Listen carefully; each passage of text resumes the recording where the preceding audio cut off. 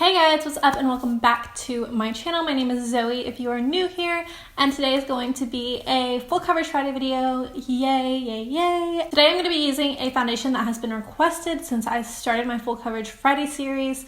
So I hope you guys are excited to see how this foundation performs and how it does. I'm very excited because I feel like nobody talks about this foundation. I have never seen not one review on this foundation. So I'm happy to be able to review it for you guys and let you know my thoughts and how it wears and whatnot. If you want to follow me on Instagram, Snapchat, and Twitter, then those will all be linked in the description below. So check out the description. I am doing 25 days of Christmas on Instagram. So if you want to see 25 new looks and a new makeup look every single day, go follow me on Instagram. Again, that'll be linked in the description below. Also, please don't forget to subscribe before you leave. Join our little family, help us grow, and yeah, I don't think I have anything else to say right now. So if you want to see how this foundation performs and what foundation I'm using, then just keep watching. Okay, so I just did my eyes off camera because I do need to upload to Instagram. This is the look I came up with. It's just a really dark, smoky, silvery eye. But I'm gonna start on my face, and I know I forgot to put earrings on. I can't believe I forgot to put earrings on, but I don't feel like going to get earrings, so oh well. So I'm going to go ahead and start on my face. I'm going to be using the PIXIE Rose Caviar Essence to prime, as always. This is not a primer, this is a moisturizer, but it has glycerin in it, so it makes your base really tacky, and it helps your foundation adhere to your face better and last a lot longer. Alright, now I'm going to take the Urban Decay Optical Illusion Primer, and I'm just going to put this on my T-zone where I get oily and where my pores are largest. So I'm going to be using the Milk Makeup Blur Liquid Matte Foundation. So this is a matte foundation. So I'm going to go ahead and spray my face with some rose water really quickly to just kind of hydrate everything. I know I did just put on a moisturizer, but still I want as much hydration as I can get because this foundation is matte. Alright, so we're going to get started with the foundation. I am in the shade Golden Sand. I'm going to go in with a sponge on one side, a brush on the other side. I'm going to start with the sponge side first. Okay, so I'm going to go in on this side with a sponge, and I'm just going to go ahead and start. Alright, so I'm just going to start off with that and see how it goes from here. And I am just using the Real Technique sponge.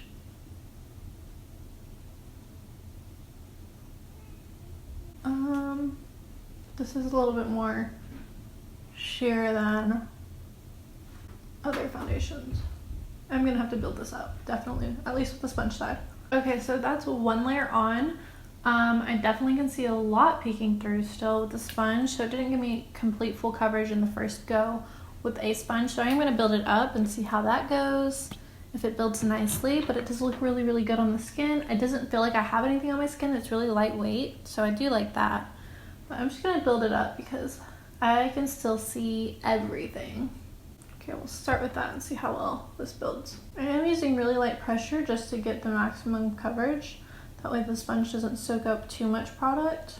Okay, so it built up really, really nicely actually. I'm going to build it up just a little bit more on certain areas. Alright, so with the sponge, the finish looks really good, but I already know off the back of my hand from this demonstration right here that I would not use this with the sponge because it's not giving me, it's taking too much product to cover everything.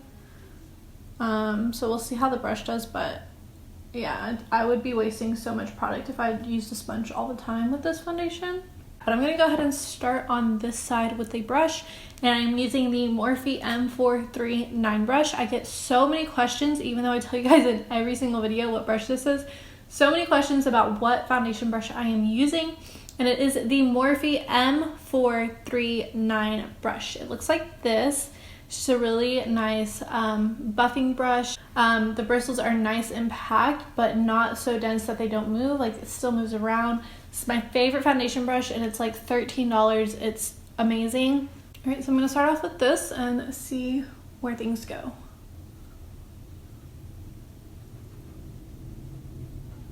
Okay, so even with a brush, this didn't cover everything. I still see some that's one coat on.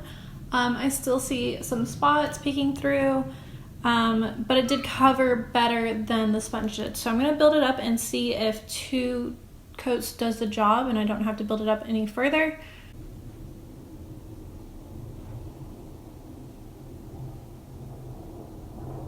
Okay, so that did cover better, but I do still see, especially in my sideburn area, some spots over here.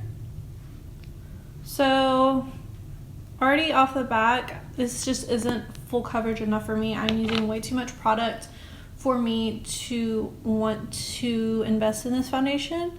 I'd prefer, especially if I'm going to spend like $40 on a foundation and want it to be full coverage, I want the most full coverage as possible. If you don't like have like bad skin or anything and you don't have a lot to cover, but you still like a full coverage finish, then this foundation would be great for you.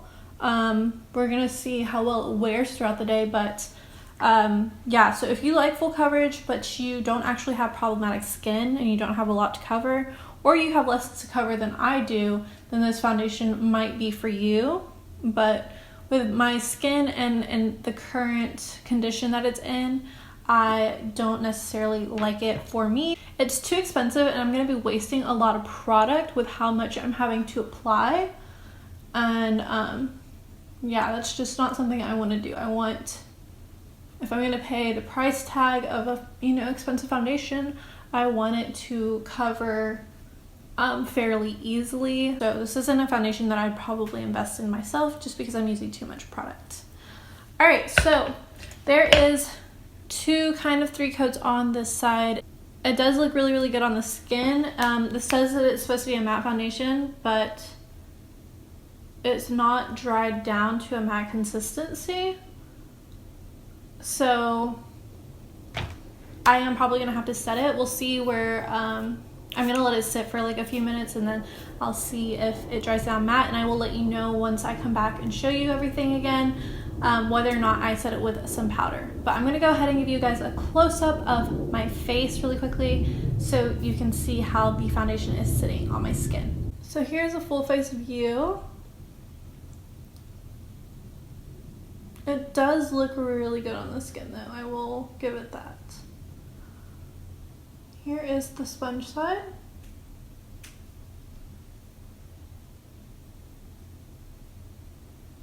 But I can still see spots peeking through. Here is the brush side.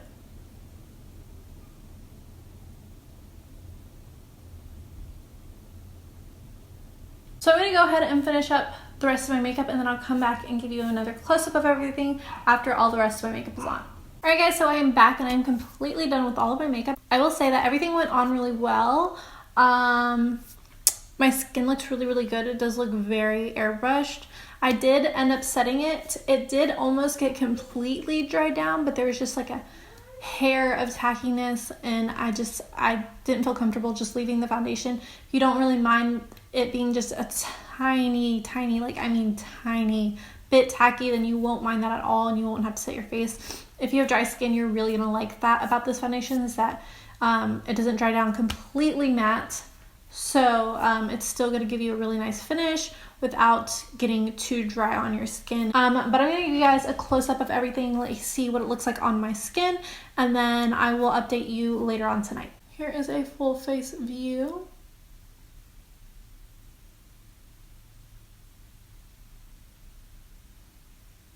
Here is the sponge side.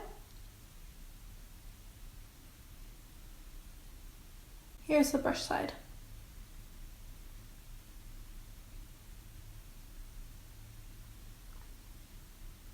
Alright guys, so that is it for right now. I will update you later on tonight. Hey guys, so I am back. It is currently 6:33 in the evening. I forgot to tell you what time I put this foundation on, but I put it on around 1:30. That's what my timestamp says for my audio.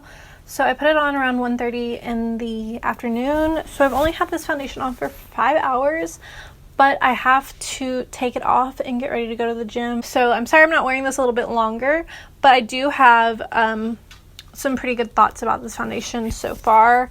I'm not sure if this is supposed to be a long wear foundation anyways, but I have had it on for 5 hours, so I mean, I guess that's a pretty decent amount of time. But this foundation still looks really, really good on my skin.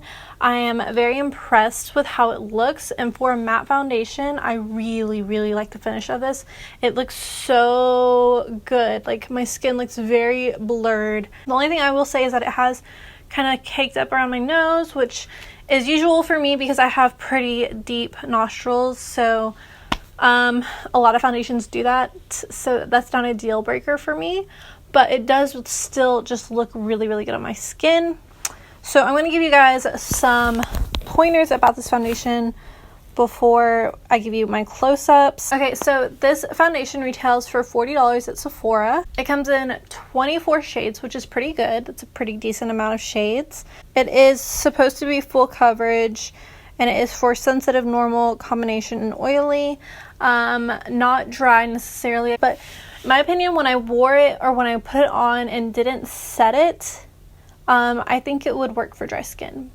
Maybe not overly dry, but dry, like normal to dry. I think it would be perfectly fine. I don't know. I really like the finish of this. I wish it was a little bit more full coverage so I didn't have to go through so much product to obtain what is full coverage for me. But if you do not have as problematic skin as me, or your skin is perfectly fine and you still like a full coverage foundation, then this is such a good foundation for you, because it is supposed to be blurring, and I do agree with that completely. My skin looks flawless up close, and I really like the finish of this. This isn't a foundation that I would reach for literally just because I had to use so much to build up the coverage for me. If I'm going to pay $40 for a foundation, I don't want to have to do that. I don't want to have to waste product. I don't want to have to build up. I want it to be like a one and done kind of thing, or close to one and done. So that's just a deal breaker for me, but I do really, really, really like this foundation, and maybe when my skin gets a little bit more clear, I'll invest in this, or I will want to invest in this. But for right now, I just can't justify buying a $40 foundation and having to build it up even with a brush. So I am really upset because I do love, love, love, love the finish of this. It looks so good. I'm going to get it to close up really quickly so you can see what it looks like on top of my skin. Here is a full face view.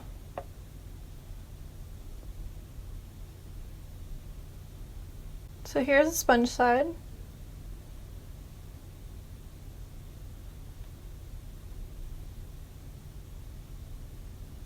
Here is the brush side.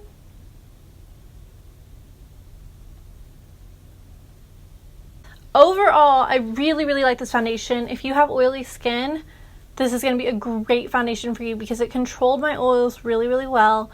It held up. It still feels really good. It feels really weightless. It's really nice. Like, the finish is really nice. I wish it covered better, but it is still technically a full coverage foundation. It's just not full coverage enough for me. That is it for this video. I really hope you guys enjoyed it. Let me know down in the comments below if you're going to try out this foundation. Remember, you can always go get a sample at Sephora of this foundation instead of buying it right off the back if you are questionable about it. So make sure you check out a sample before you buy. But if you are going to try this foundation out, let me know down in the comments. Let me know what you thought about this video, and I will see you guys in my next video. Bye!